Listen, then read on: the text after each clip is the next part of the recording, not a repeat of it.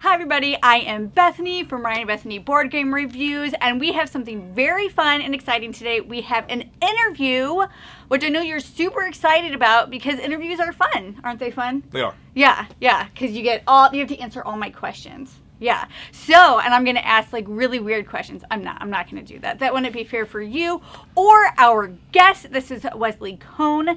He owns and operates his own board game company, and he has some exciting things coming out. Mere Pursuit is the name of your company, correct? Yep. And so we're going to be talking about that. We're going to have a great time, and I'm just going to get like straight into it after I ask you guys to subscribe, because we're going to have all these awesome things coming out, and you want to be a part of that. Don't they want to be a part of it? You want to be a part of it. You want to be a part of it. Okay, so let's just get straight into it. So you have a game coming out. What about your novella inspired you to create The Market, which is the game that you've already published? Yeah, so The Market was the first one, right? And The Market is actually based on an opening scene in the novella. Right, so the main character, his name is Isaac. If you've played Empyreon Hero, you'll notice him as the guy with the giant robotic arm. Isaac is essentially a market man at the very beginning of the novella. His whole kind of function is going through town and collecting taxes from these people in this post-apocalyptic world that's really just kind of broken and torn down, and people are just looking for a little bit of hope. Yeah. Yeah. We're all looking for a little bit of hope. Yeah. Just We're all kind of in a post-apocalyptic world right now. Yeah, we are. That's exactly where we are right now. What inspired you to create the expansion with that? What part of the story kind of built that up? Sure, yeah. So the expansion is called The Upgrades, and having, can I see the box there? Yeah. Yeah, so on the box, there's this little picture of this dude here. His name is Grit. Now, Grit is an interesting character. He's in the novella. He's a smith, right? And so as a smith, he builds, giant golden orbs or wooden orbs, I guess, that are meant to be destroyed by the heroes from Empyreon Hero, and that's kind of the concept there. So when I was building out the market and working on an expansion, I said, man, I really need like kind of this next step up. I need to level up the game just a little bit, right? And so I said, how do I do this? Well, I need items, I need objects, something tangible. And I said, who can make these objects? I said, you know what? I think Grit can create the objects. Yeah. He's the one who can build them up and really create something of note. So what are the design challenges in designing a minigame like The Market? Sure, yeah. So when you're creating a game like The Market, something small is you're taking bigger games, right, and you're trying to get rid of all the fluff, right? But you also have to deal and kind of, well, let me come back to that, get back down to the core mechanics and really drilling into those and making them good and shine, right? Yeah. But then the other piece of that is also trying to make the game your own and really trying to focus in on what you're good at. So with The Market, my first mechanic that I created there was going to be the building cards that rotate, right? And so as you gain resources in that game, I was like, how do you gain resources with an 18-card game? Well, you spend the card, and and that's ultimately what I settled on. Yeah, and that's really nice too, because then you can take it places. Yeah. You don't have a ton of components that you have to keep track of, or you have to worry about your kids or animals destroying, because there's just so little of them that you're gonna have those for a very long time. So how do you expand on a mini game? Do you still keep it mini, or do you have to be like, we're no longer a mini game? No, that's a great question. So my initial hope was like, let's see how small I can keep this. I'll just create another 18 cards. I ended up with 16 for the upgrades.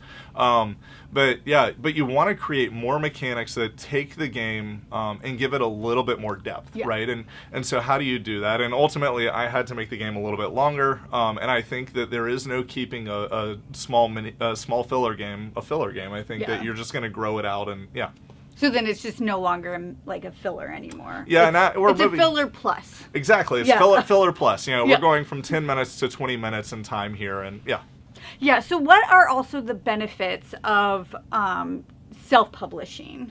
Sure. So self-publishing has its benefits, right? In the margins, right? Yeah. You see, a little bit more of a profit, if you will, right? The struggle, of course, is that that's balanced out, Yeah. right, by the challenges, right? So the challenges of self-publishing is that maybe you have a smaller audience, right? Or maybe you're trying to get out into the community without a big team around you saying, hey, we're gonna get on board and help you push this thing forward, right?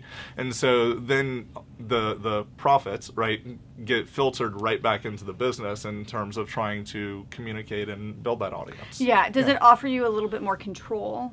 It does, yeah. And that's the control element's a really important element for me, right? I'm not excited about the idea of some bigger company taking over the content and changing the world, and Yeah, creating something that isn't inspired from the world that you created to try and change it into something else.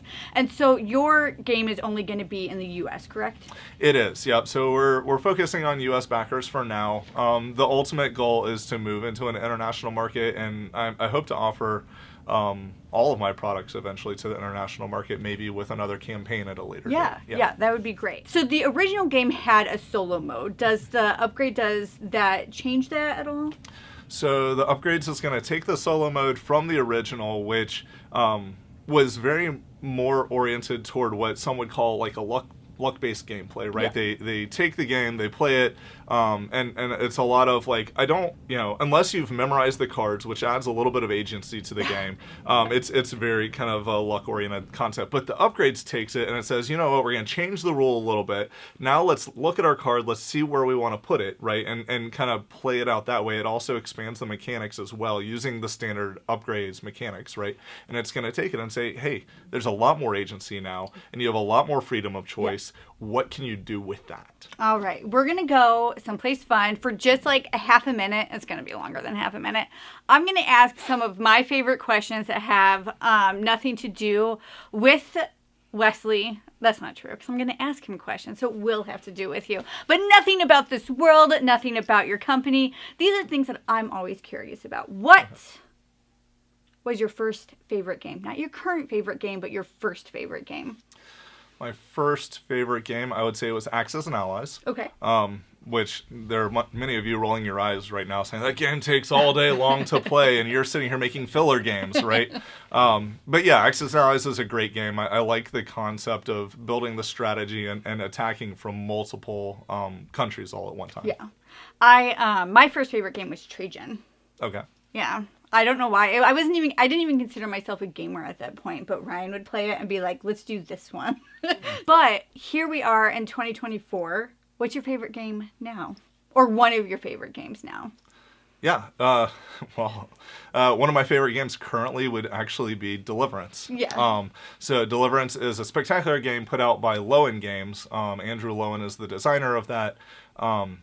It's an epic game of biblical proportions, so to speak. It's a game of spiritual warfare, angels versus demons. It has been referred to as like Gloomhaven Light before. It's this idea of you're leveling up your characters and going to war with the forces of evil. Yeah, that sounds pretty exciting and intense, actually. Sounds exciting and intense. Okay, and then lastly, as you all know, I am a huge tea fan, so I always want to know, what is your favorite hot beverage? Favorite hot beverage. I have a couple of them, but I think I would have to stick with probably Twinings cherry tea. Right? Yeah, but they only release it every few years, and so. I actually like that company. I don't like a lot of bag tea companies, but I feel like that they're a pretty decent tea bag company, because I like a lot of loose leaf tea, and so a lot of the tea bags are just gross. They're just gross, but Twinings they're good. They're fine. They're okay. They passed my taste test. Okay, so do you have anything else in the works and mere pursuit in your company? I do, yep. So I've got a couple of other games in the works. I've got one that's ready to go. It's a tile laying game. The art's already done. My wife actually did the art. She's a former art teacher, and it's really beautiful, and you can see it in the Facebook group. I've got another game that's a roguelike game. It's a much larger production than anything I've done so far. Yeah. And it's quite the creature. So hopefully I'll be able to move forward with those. And then I've also got a novella that follows up on the first one. So. Oh, sweet. Is that going to inspire more games? Hope so. Where can people find you, find your product? How can people support you? How can they support Mere Pursuit? All of that. Yeah, for sure. So the obvious answer would be you can check out the website. It is currently under construction and dealing with some things there, but it's mirrorpursuit.com. Better yet, though, if you're looking for like the behind the scenes and you want to interact with me a little bit more, I would join the Facebook group, right? So it's going to be facebook.com/groups/Mere Pursuit, or just search Mere Pursuit on Facebook. Make sure to like the page and join the group. Yeah, that always helps Facebook too. When you can get a lot of people there, then Facebook is going to push that feed into more things. So that's why you want to do both, everybody. Yep. Everybody, just always do that. So is there anything else you want to tell our audience? Anything else that you want to make sure that you hit on? No, I think I would say I appreciate you guys, and I'm thankful for all of this people who have supported me so far, supported Mere Pursuit and what we're doing. You know, we're really looking to press into a space in media that is, you know, currently found its challenges, right? And we're hoping to kind of pursue Knee slapper. Yes, pursue some darker spaces with something a little more light. Yeah. Kind of like Finding Hope. Yep, just like Finding that. the light, all of that. Yeah, I like that. It's a great message. It's a great positive message, and sometimes it feels like you can't do positive messaging because dark messaging is what people are gravitating towards. Yeah. Because it just, I don't know, it's easier for people to lean into that. So it's difficult to push forth a positive messaging because people don't realize that's what you want.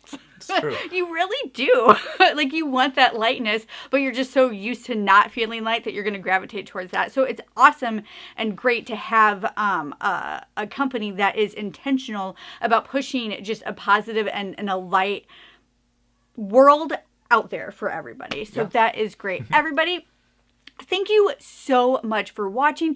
Don't forget to find Wesley and everything he's doing on that Facebook group. That is Mere Pursuit. You want to make sure to find that so you can follow him in all of his adventures. Until then, you can find us in all of these places. So everybody, thank our guests for being here. Thank you. And we will see you next time. Bye. You guys, thanks for watching our shenanigans. As always, we appreciate it. Over here, if you follow this link, you're going to find a playlist we've handcrafted just for you because you watched this video. And if you check over here, this is a video that YouTube thinks you might like. So you can check that out if you want as well. All right, we appreciate it, guys. Thanks so much for watching, and we will see you next time. Bye.